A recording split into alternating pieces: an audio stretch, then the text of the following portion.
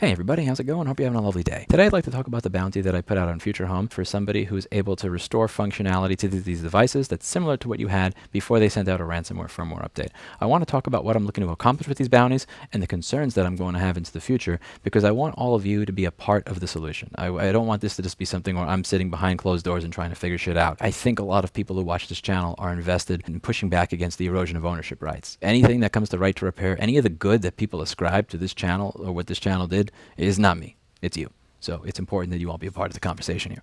So what Future Home did is they had smart home devices, and when they went bankrupt, the new company that was formed sent out a firmware update to all these devices that were already installed in customers' homes that people already paid for, that would now require the owners to pay over $100 a year in a subscription fee in order to get back access to what they had already paid for. I think it's an underhanded business model, and I was hoping to push back against it. So I released a $5,000 bounty saying if somebody can give you back access to what you bought and paid for, I am happy to give them $5,000. And I was excited to get an email from somebody who has worked on this problem, because he's been working on this problem before I made my video. He sent in a 10-minute video with a complete solution. I've since purchased a Future Home for somebody that I know that lives closer to Norway than I do. He's a systems administrator and DevOps engineer that's worked with me in the past on my other nonprofits, and I look forward to his results in explaining to me and confirming that this solution works, and I'd like to be able to share that solution with all of you. There were a few things that I wanted to accomplish when I came out with this bounty. The first thing I wanted to accomplish is raising awareness for the fact that we live in this Black Mirror episode where a company can go bankrupt and then just send out a ransomware firmware update that requires you pay them more money to get back access to what you already paid for. That is only solved when some random looking, weird looking YouTuber puts out a $5,000 bounty to his audience to write code to get around it. That's weird. That shouldn't happen. That is a Black Mirror episode. That should not be real life, but that is real life. I wanted to raise awareness for this as an issue. I've been raising awareness for a very long time, and I'm just sick and tired of raising awareness. I want to do something about it.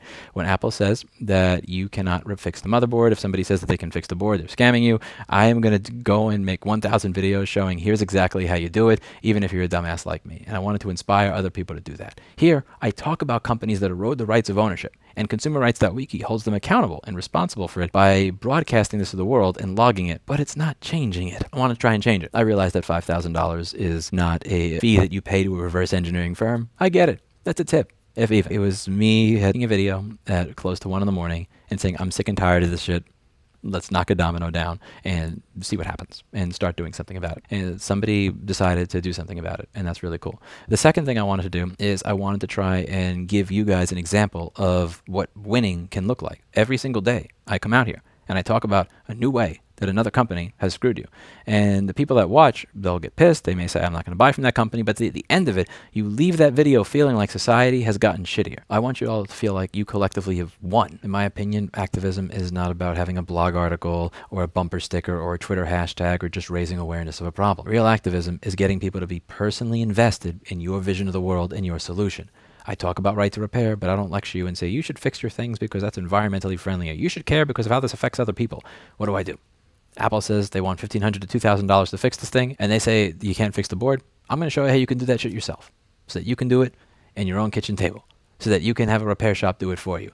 I'm going to show you how you could increase your repair shop's income by $40,000 or $80,000 or $200,000 based on how much board repair business you can get. I'm not going to tell you you should care about right to repair because it affects me. I'm going to show you that you should care about right to repair by showing you how it can affect you. Once people are personally invested, that's a great way to build coalitions. And when you have tens of thousands of people that have their thermostats back again without having to pay this shit-eating company, that's 10 or 30,000 people that are now part of the broader right-to-own movement. The best way to get people to care about a cause is to get them personally invested. And there's no better way to get people personally invested and right to own than giving them back access to devices that the company took away from them. With how fast companies are moving to revoke rights of ownership, and with the anti-ownership laws that I'm going to be talking about shortly, we need the widest, broadest coalition of possible, people from all walks of life who are willing to push back against this. And we need it now. Number 3, I was interested in hearing the reaction of the company. The company called this illegal hacking, and it's not. It's reverse engineering.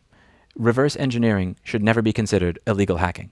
They're not the same thing, and we need to start drawing clear distinctions between them. Luckily, laws in Norway seem to be a little bit more sane in this regard than they are in the United States. In the United States, cases like DVD John would have been very, very differently, and I think it's important that we make sure, if we're going to live in a world where every company says you don't own what you bought and paid for and we can fuck with it at any time, that we retain the right to unfuck our devices after the manufacturer has done something. I like that the CEO of Future Home said the quiet part out loud. He considers reverse engineering that undoes rent seeking to be illegal hacking. We need this on the record because there are people out there that will say, well, you can't force a manufacturer to make things repairable or something else because that's not their responsibility. If you want to do that, you should figure it out for yourself. Because when people come together to actually figure it out for themselves, the manufacturer will say that that's illegal and protest it. It's important to see it for what it is. It's simply a desire to control you and make as much money as humanly possible. Now let's talk about the legal ramification of some things before we get to your idea. In the United States, we have a law called Section 1201 of the Digital Millennium Copyright Act. It is very different from what they have in Norway. Norway has somewhat sane laws regarding reverse engineering. In the United States, we don't. If you purchase a home in the United States and you pay $300,000 for that house, back when you actually could spend $300,000 for a house, so you spent $300,000 for a house, and the house has a bunch of locked doors that you don't have the key to, you can pick all of those locks, you can replace them with locks of your choosing, or you could just not have locks in your house at all, because it's your house. That's ownership. When it comes to digital devices, that's not the way it works at all. There are digital locks in that device. And if you break those locks to be able to fix your device, you could potentially break the law. And if you show other people how to do that, you have broken the law. And that can be punishable by up to 3 or more years in federal prison. When I say DMCA, I'm not talking about that notice you get from your ISP when you download an Eminem song without using a VPN. I mean bars, prison time, actual prison time. That presents a serious problem. The way that this works is I can come up with a solution, and under certain exemptions for repair, I can perform that, and I'm okay. But if I show other people how to do it, that's trafficking, and that goes against the law. So I can have a solution, but I can't actually show people how it works. And that's the absurdity of all of this. Imagine if somebody came out there and said, you're allowed to cure cancer, but you can't show anybody else how to do it. How many people in the audience are cancer researchers? Like Jessa Jones is probably the only one raising her hand. It doesn't help very much if I say you're allowed to do research to cure cancer so that you could fix your own cancer. What helps is if people are allowed to share their solutions to how to cure cancer. So the very act of taking the solution that they've created and sharing it with the world is something that could subject that person who wins that bounty 2 years in federal prison if they release the solution to all of you. In the 1990s, you owned what you bought and paid for. At the time, the entertainment industry was able to make the argument to Congress that this anti-American restrictive law was worth it in order to protect the rights of content holders. But as the time has gone on, as over 30 years have passed, what we see is that the people who are thieves are not people pirating content. The thieves are the manufacturers that steal your device back after you bought and paid for it. That tell you that if you want access to what you bought and paid for, you got to pay a subscription. In the 1990s, they could not remotely disable your baby monitor. In the 1990s, they could not remotely take away movies that you bought and paid for. In the 1990s, your thermostat could not be. This was not a thing. This law is ripe for reform or repeal. But the only way to make that happen is to start pushing back against it in an organized way. Now is the best time to do that. And in order to do that, in order to make these arguments, we need to create this list of all these ridiculous cases of items that could work, but that don't work because of the stupid law. I want to create that list, and I think it's worth creating that list even if it costs a little bit of money to do so.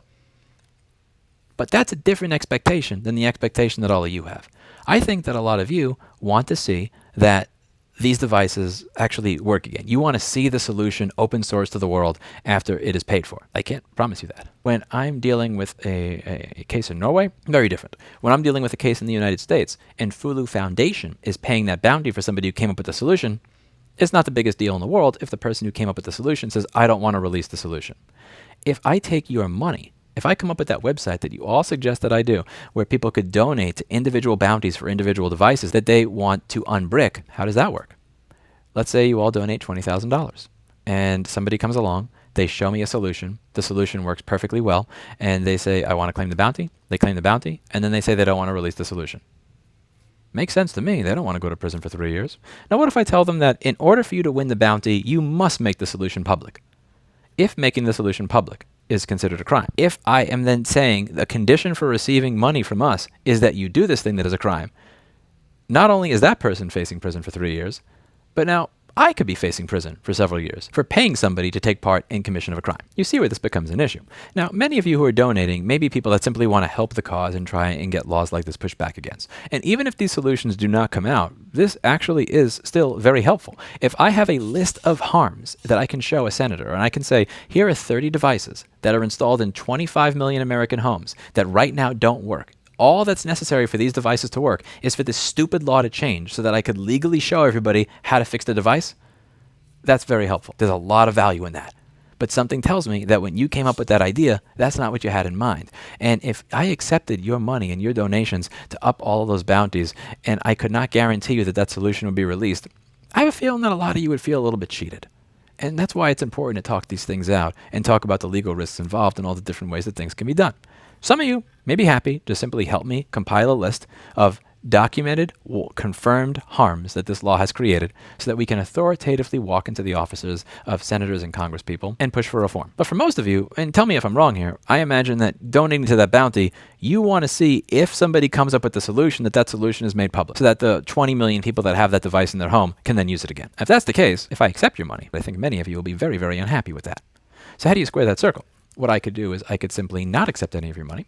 And if somebody comes up with a solution, I can have a contract that says, we do not want you to do anything that breaks the law, and we are not permitting you or asking you to break any applicable laws in coming up with your solution, nor are you contractually obligated to share this at all. If you want to break the law, you do you. If you don't want to break the law, which would be my suggestion, then you can simply collect the bounty by showing that your solution works, but not trafficking it. And because I have not taken any of your money, you will not feel like I took your money and then blue-balled you out of actually getting to see that it works. There is a real issue there. If I take your money and I can't show you the solution working and I can't show you how to do it, I mean, for all you know, I took your money and I just snorted a bunch of cocaine with it. I'm not a trust me bro type of person. There is still a very large value to our organization to having this list of confirmed harms where I can walk into a senator's office and say, here are 30 devices that are installed in these 20 million houses that no longer work that could work if I could share this solution. And it's insane that we can't. We're working back and forth to try and come up with something that works. And we are going to try and push back against all of this in a very organized way. These are my concerns. These are my questions. These are my issues. What do you think? What are your thoughts? I like your idea. It's a great idea. I was thinking of that while you guys were all typing it. Has to be done properly.